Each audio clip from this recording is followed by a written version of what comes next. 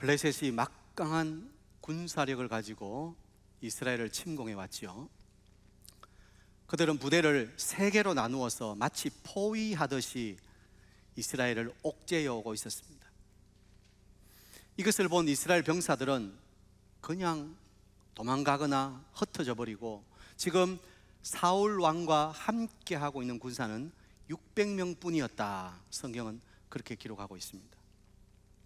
이렇게 대치 상황이 길어지던 어느 날, 사울 왕의 아들인 요나단이 아버지 몰래 자기의 진영을 빠져나와서는 블레셋 수비대가 있는 곳으로 몰래 잠입해 들어갑니다. 그것도 자기 호위병과 단둘이 있어요. 그리고 요나단이 하는 말이 뭡니까? 하나님이 우리를 위해서 일하실까 하노라.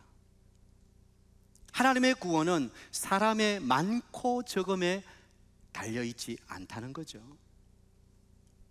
이 결의에 찬 왕자님을 보고는 호위병도 왕자님 마음대로 하십시오, 저도 마음을 다해서 왕자님을 돕겠습니다. 그리고는 둘이 지금 적진을 향해서 가고 있는 거예요.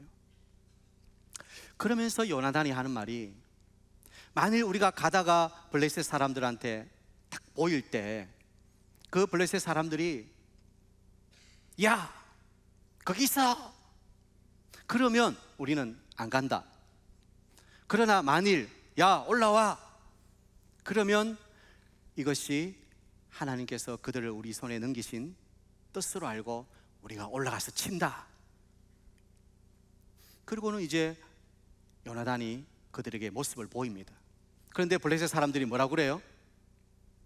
야 히브리 사람들이 구멍에서 나온다, 올라와봐. 아주 조소하듯이 우리가 너에게 보여줄 것이 있다, 올라와 올라와, 그러면서 조롱하는 거죠.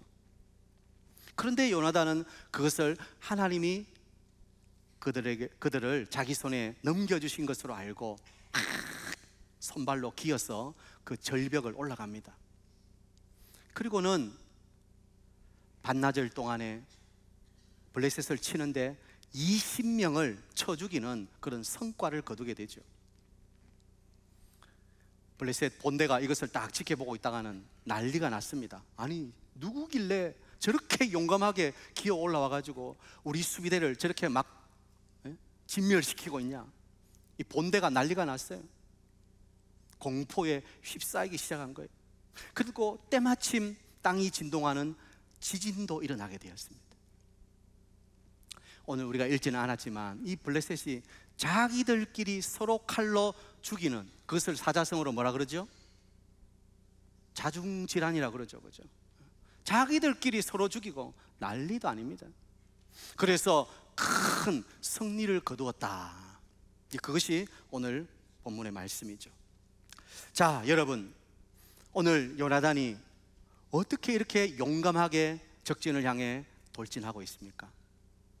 그가 가졌던 것은 하나님을 향한 분명한 믿음이었던 것입니다. 그리고 그 믿음을 행동으로 옮겼다는 것입니다. 오늘 이 두 가지를 좀 살펴보도록 하겠습니다.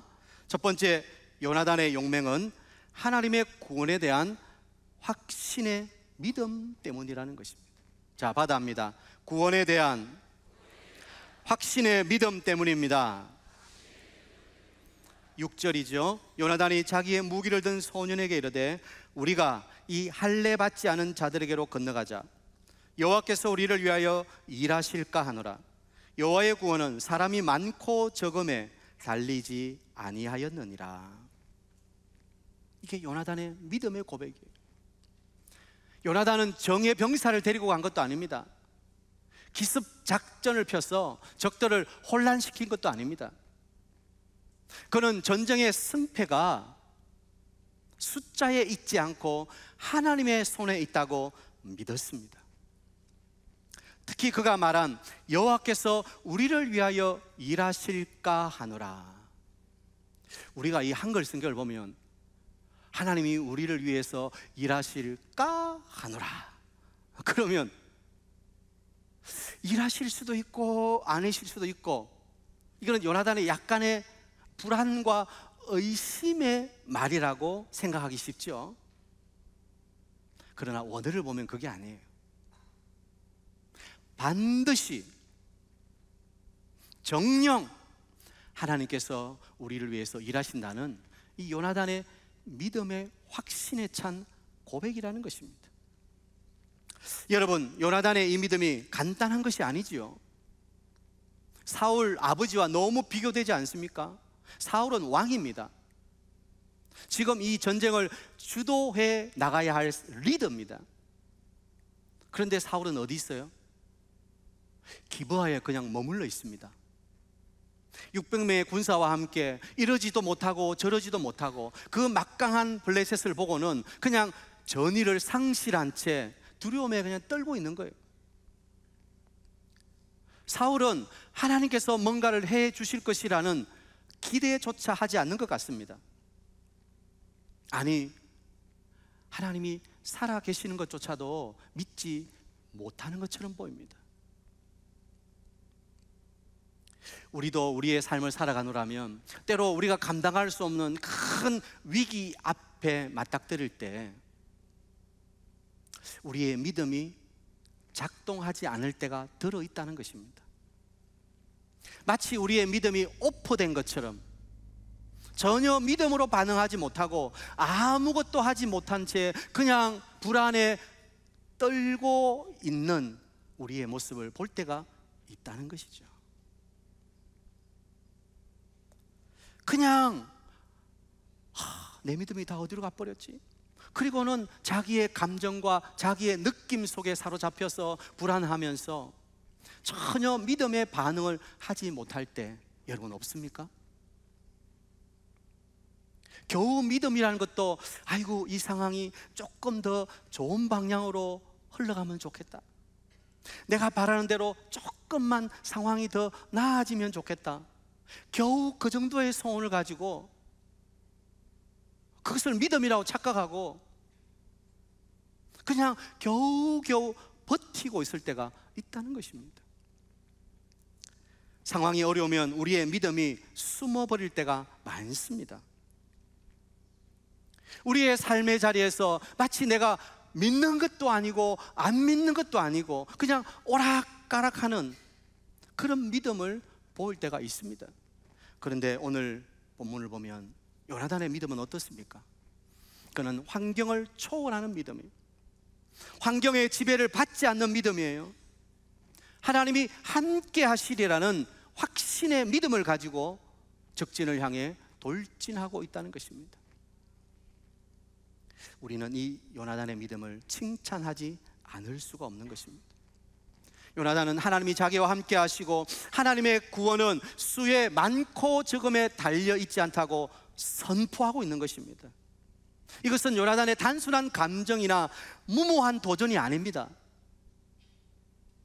하나님에 대한 구원의 확신이에요. 그리고 그 믿음을 선포하고 있는 것입니다. 우리가 잘 알듯이 사사기 7장에서도 기드온이 고작 300명의 용사를 데리고 13만 5천이라고 하는 그 미디안을 향해서 나가지 않습니까? 이것은 우리에게 무엇을 보여주는 거죠? 하나님의 구원의 역사는 인간의 힘이나 인간의 숫자에 의한 것이 아니라 전적으로 하나님이 주시는 구원의 은혜라는 것을 보여주는 것입니다. 사랑하는 사익동교회 성도 여러분, 우리의 삶의 자리에서 우리의 승리는 우리의 힘과 우리의 능력과 숫자에 있는 것이 아니라 확률에 있는 것이 아니라 하나님이 주시는 전적인 은혜임을 믿으시기 바랍니다. 오늘 우리는 본문을 보면서 이 요나단의 믿음의 자세를 가져야 되는 것입니다. 우리의 힘만으로는 이 악한 세력들과 싸워 이길 수 없기 때문에 포괄적 차별금지법, 학생인권조례, 동성애법, 갖가지 비성경적이고 하나님 없는 그들의 사상 속에서 나오는 이 인본주의적인 것들을 가지고 얼마나 많은 사람들이 이 법안을 발의하려고 애쓰고 있는지 몰라요. 우리의 힘으로 이것들을 막기가 버거워 보입니다. 우리는 아무런 힘이 없어 보입니다. 그러나 기억해야 됩니다. 하나님 없이 살아가는 이 세상과의 전쟁에서 우리의 힘으로 돌파하는 것이 아니라 하나님이 살아계심을 의지하고 그분을 온전히 신뢰할 때 성도는 소수이지만 하나님의 일하심을 경험하게 될 줄 믿습니다. 승리는 사람의 많고 적음이 아니라, 힘이 있고 없음이 아니라 하나님의 손길 안에 있기 때문인 것입니다. 오늘 우리는 우리의 삶의 자리에서 이 수많은 도전을 받고 살아갑니다. 아무리 주판을 튕겨봐도 이거는 노답인데, 이거는 어쩔 수가 없는데. 맞습니다. 하나님은 우리에게 지혜를 주셔서 지혜롭게 판단하고 생각할 수 있도록 해주셨습니다. 우리가 오해하는 것 중에 하나가 믿음이라는 게 아무것도 보이지 않는데 막무가내로 하면 된다. 그건 믿음이 아니죠. 무조건 밀어붙이면 된다. 그건 믿음이 아닙니다. 하나님은 우리에게 지혜롭게 판단할 수 있도록 지혜와 생각을 주셨습니다. 이것은 전혀 비신앙적인 태도가 아닙니다. 그러나 우리의 믿음이라고 하는 것은 우리의 생각 속에, 우리의 계산 속에 하나님을 넣는 것입니다. 내 힘으로는 연약해서 아무것도 할 수 없지만 하나님이 함께 하신다면, 하나님이 역사해 주신다면, 하나님의 능력의 손길을 얹어 주신다면 이 불가능의 상황도 놀라운 결과를 얻을 수 있다는 것, 이것이 진짜 믿음인 줄 믿으시기 바랍니다. 요나단은 그 믿음을 가졌다는 거예요. 자신은 부족하죠. 딸랑 자기 호위병과 단둘이서 그 적진을 향해 뛰쳐나가는 것은 굉장히 무모해 보입니다. 어리석어 보입니다. 그러나 그가 믿었던 것은 이 할례 받지 않은 자들을 향한 하나님의 심판이 있다는 것을 믿었습니다. 하나님의 백성인 우리가 결코 이 할례 받지 않는 자들 앞에 무릎 꿇을 수 없다는 강력한 믿음 의식이 있었던 것이죠. 그리고 그 거대한 세상을 향해서 그는 믿음의 선포를 하며 뛰쳐나가는 것입니다. 시편 3편 6절, 천만인이 나를 애워싸 진친다 하여도 나는 두려워하지 아니하리로다. 천만인이 나를 둘러싸 애워싸고 진친다 해도 왜 내가 두려워하지 않을 수 있습니까? 시편 118편 6절, 여호와는 내 편이시라. 아멘입니까? 여호와는 내 편이시라. 내가 두려워하지 아니하리니 사람이 내게 어찌할까? 하나님이 내 편이신데, 그분이 내 안에 계셔서 나를 붙들고 계시고 내 삶을 인도하고 계시는데 사람이 내게 어떻게 하겠습니까? 우리는 그것을 믿어야 되는 것입니다. 믿음의 사람은 상황에 따라서, 믿음의 사람은 숫자로 싸우는 것이 아니라 우리의 가장 강력한 무기는 믿음인 것을 우리는 확신할 수 있어야 되는 것입니다. 오늘 우리에게 이런 믿음이 있습니까? 우리 앞에 펼쳐진 삶의 다양한 문제들 앞에서 정말 믿음이 작동하고 있습니까? 우리의 믿음이 교회 안에서는 온되어서 열심히 작동하는 것 같은데 우리의 삶의 자리에서는 그만 오프 꺼버리고 세상 사람들과 똑같이 살아가고 있다면 그는 믿음이라고 할 수 없는 것이죠. 사랑하는 성도 여러분, 우리의 믿음은 어느 곳에서나 언제나 하나님이 구원의 손길로 우리와 함께 하시다는 사실을 확신하는 것인 줄 믿으시기 바랍니다. 우리 하나님은 교회만 계신 것이 아니라 여러분의 삶의 자리에도 계십니다. 여러분의 가정에도 계십니다. 우리 하나님은 무소부재하신 하나님, 우리가 그 하나님을 신뢰하고 그 하나님을 확신하고 믿음으로 선포하며 나갈 수 있어야 된다는 거예요. 요나단에서 배우는 첫 번째 용맹함은 믿음인 것입니다.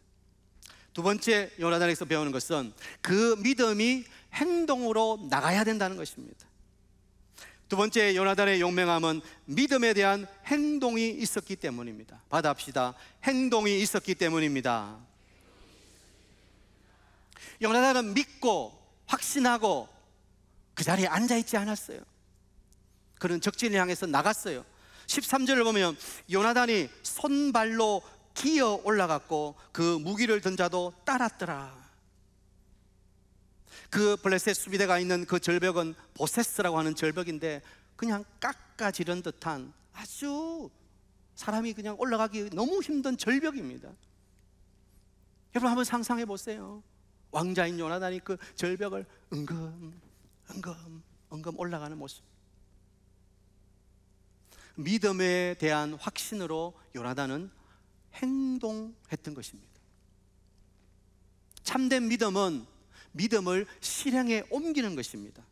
이것은 우리의 믿음을 진단하는 중요한 잣대가 됩니다. 만약 요나단이 하나님이 함께 하신다고 말하고 그냥 기도만 하고 있었거나 그냥 하나님의 역사를 기다리고만 있었다면 진짜 하나님의 역사를 볼 수 있었을까요? 물론 하나님은 그래도 역사하실 수 있는 분이죠. 하나님이 역사할 수 없다고 단정해서는 안 되죠. 그러나 우리가 행동하지 않는다면, 우리가 실행에 옮기지 않는다면 우리의 믿음은 산 것도 아니고 죽은 것도 아니고 그냥 그 상태로 머물러 있는 거예요. 오늘 요나단의 용맹함, 요나단의 믿음은 자신의 그 확신의 믿음을 행동으로 옮겼다는 것입니다.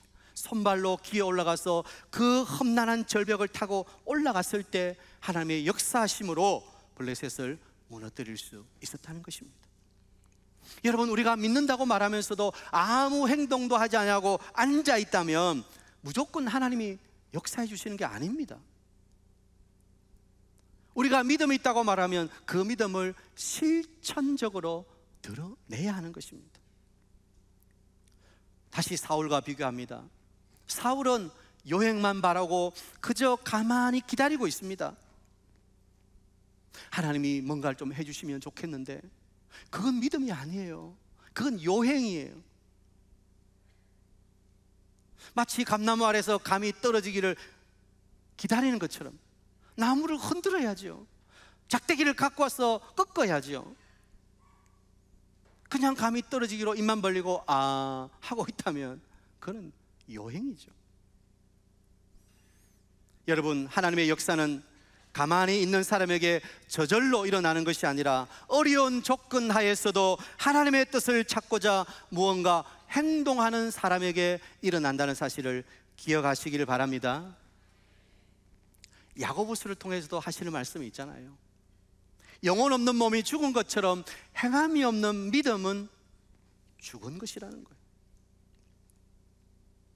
우리는 흔히 오해하는 것 중에 하나가 하나님의 일하심을 하나님이 홀로 모든 일을 하시는 것처럼 생각할 때가 많습니다. 물론 하나님이 그렇게 하실 때도 있습니다. 그러나 성경을 보세요. 하나님의 역사하심의 거의 대부분은 하나님께서 뜻을 가지고 그분이 일하시지만 사람을 통해서 일하시는 거예요. 사람을 통해서. 요한복음 6장을 보면 우리가 잘 아는 오병이의 기적이 나옵니다.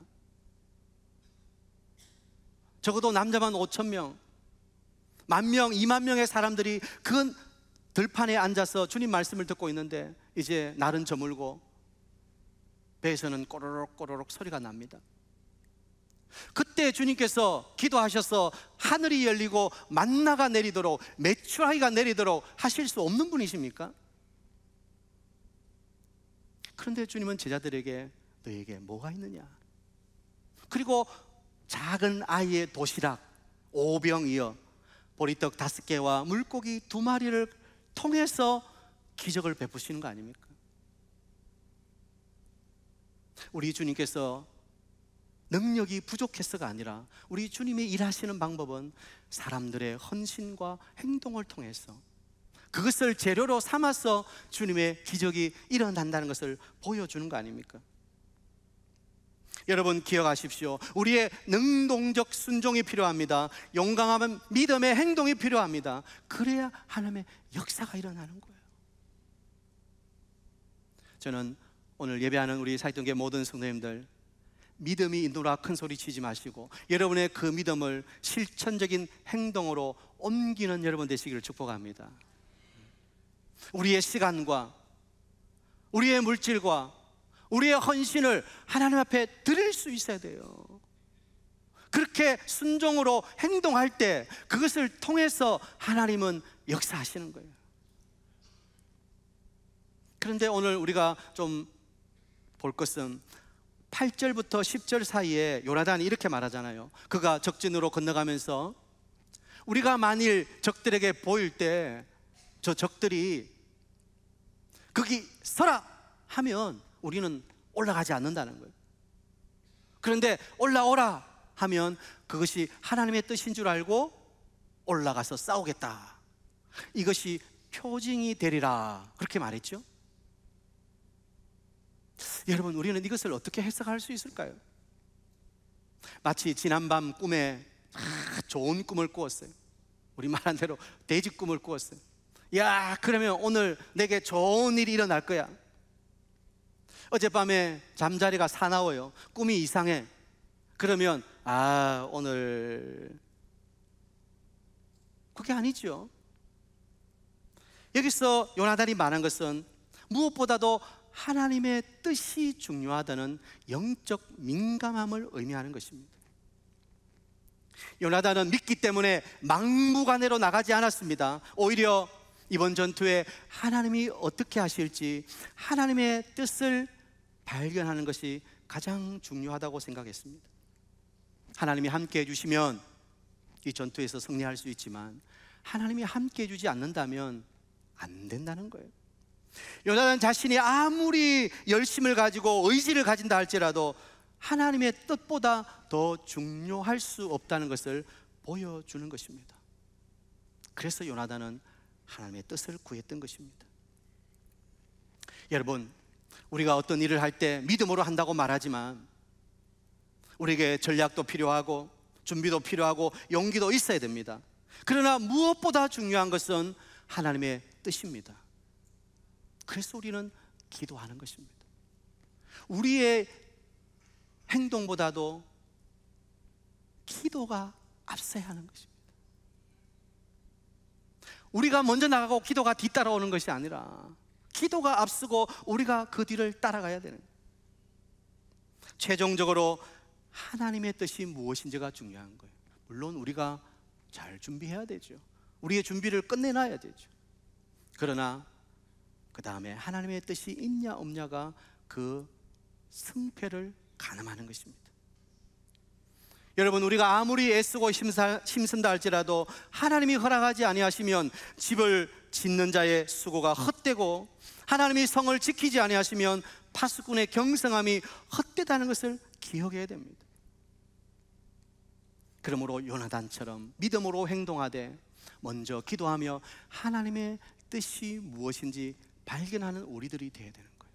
마치 그것을 점치듯이 이렇게 하고 이렇게 하면 그런 것이 아니라 기도함으로 하나님이 주시는 하나님의 뜻을 우리는 깨달을 수 있어야 되는 거예요. 자, 그렇다면 어떻게 하나님의 뜻을 알 수 있습니까? 구약에는 보면 이렇게 하나님이 눈으로 가시적으로 기적으로 보여주시기도 하시고, 기도원도 그랬잖아요. 미단을 치러 나갈 때 하나님 손뭉치를 갖다 놓고 이 손뭉치에만 물이 있고 땅은 다 마르게 해주시고 또 반대로 해주시고, 막 그렇게 우리 눈에 보이는 어떤 것을 통해서 하나님의 뜻을 알 수 있습니까? 지금은 그렇지 않죠. 우리의 마음속으로는 좀 그런 걸 원해요. 그렇죠? 뭔가 선명하게 보여주시면, 뭔가 딱 잡히는 게 있으면 얼마나 좋을까. 그런데 오늘날 하나님은 그렇게 일하시지 않는다고요. 어떻게 일하시죠? 하나님은 이제 이 성경 66권 속에 하나님의 온전하신 뜻을 다 담아두셨습니다. 말씀을 통해서 하나님의 뜻이 드러나는 거예요. 그래서 우리는 성경을 읽어야 되는 거예요. 성경을 깊이 묵상하는 가운데 하나님의 뜻을 발견할 수 있는 거예요. 그리고 기도하는 가운데 내 안에 계신 성령께서 우리 마음에 감동을 주시는 거예요. 이 두 가지를 잘 생각해야 됩니다. 성경적인 신앙과 성령의 인도하심에 민감할 때 우리는 하나님의 뜻을 확신할 수 있는 것입니다. 자꾸 이상한 데 가서 하나님의 뜻 찾으려고 하지 마시고 어떤 분들은 뭐 아우 용하다더라. 이거는 점치는 사람 말하는 게 아니고 기도하는 분들, 그분 굉장히 뭐 깊이 기도한다고 하시던데, 그분의 영역이 보통이 아니요. 그러면서 기도원 쫓아다니고 기도하는 분을 찾아다니고, 물론 기도의 도움을 받을 수 있습니다.